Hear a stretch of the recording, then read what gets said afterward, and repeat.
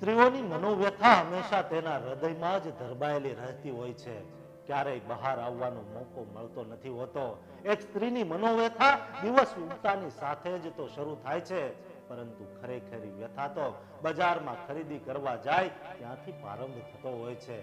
રાધિકા શાક ને કરિયાણું થેલીમાં ભરતા બોલી, હાશ, બધું જ લેવાઈ ગયું. દીકરાને ભાવતો ગાજરનો હલવો કરવા ગાજર, દીકરી માટે મેક્રોની, વરજીને વાલોળની ઢોકળી બહુ પ્રિય, આજે તો એ જ બનાવું. થોડા રવૈયા બા માટે લેતી જાવ. અરે હા, બાપુજી કાલ સુખડી યાદ કરતા હતા ને, ભાઈ જરા 2 કિલો ગોળે આપી જ દો, જરા નરમ આપજો હો, સમારવો સહેલો પડે ને. ઘી મૂકી દેજો 1 કિલો. થેલી ઠસો ઠસ ભરાઈ ગઈ, વસ્તુઓ ઉપરાંત અનેક લાગણીઓથી. આટલું વજન લઈને છેક ઘર સુધી ચાલવું અઘરું પડે છે બાપા, મનોમન બોલતા એ ચાલતી નીકળી. દવાની દુકાને કામ તો હતું જ, મારી અશક્તિની દવા. ઘીમાં બધા પૈસા હોમાઈ ગયા. હવે આવતી ફેર. એક ઠંડા નિશાસે ડગલા આગળ ઉપાડ્યા. ઓહો મમ્મી, તને કેટલી વાર કહું, ગાજરના હલવામાં ઇલાયચી નહીં નાખવાની, તું બગાડે જ કાયમ. મમ્મી, તું ગમે તે કર, બહાર જેવી મેક્રોની તને નહીં જ આવડે. અરે યાર, તને ખબર છે ને, મને લસણ વગરની ઢોકળી નથી ભાવતી. એવું હોય તો જુદું બનાવ મારું.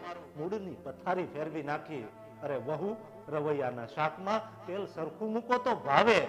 વર્ષો થયા પણ હજુ શીખ્યા નહીં. વહુ, સુખડી આમ તો સારી, પણ ઘીમાં થોડી કચાશ રાખી તમે. 2 જ દિવસમાં પેલી ઠસોઠસ ભરેલી થેલી ખાલી થઈ ગઈ. ગડી કરીને કબાટમાં મૂકતા અનાયાસે જ ખોલીને જોવાઈ ગયું. પેલી લાગણીઓ હજુય ત્યાં જ હતી. સહેજ ઉબાઈ ગયેલી હાલતમાં ગમે તેટલું સારું કરે તો પણ એના હરેક કામમાં ખોડતો ઘરની દરેક વ્યક્તિના મુખમાંથી જ નીકળે. સ્વને ભૂલીને પારકાને પોતાના કરવામાંથી ક્યારેય પણ પાછી પાની ન કરે, પણ ક્યારેય 2 શબ્દ સારા સાંભળવા ન મળે.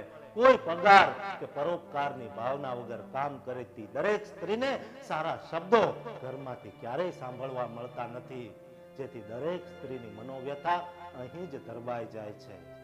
આભાર.